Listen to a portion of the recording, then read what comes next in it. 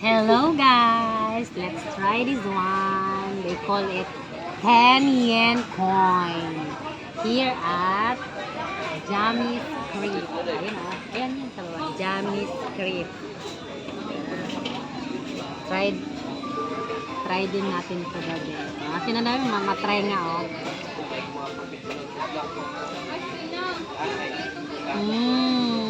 Ito. Yes, this is it.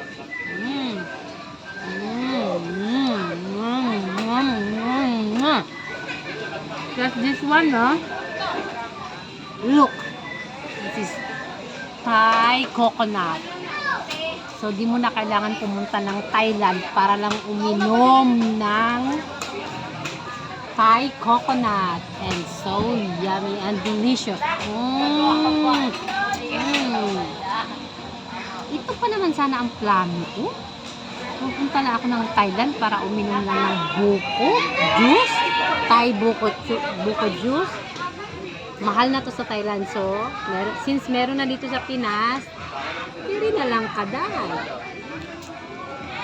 Diba?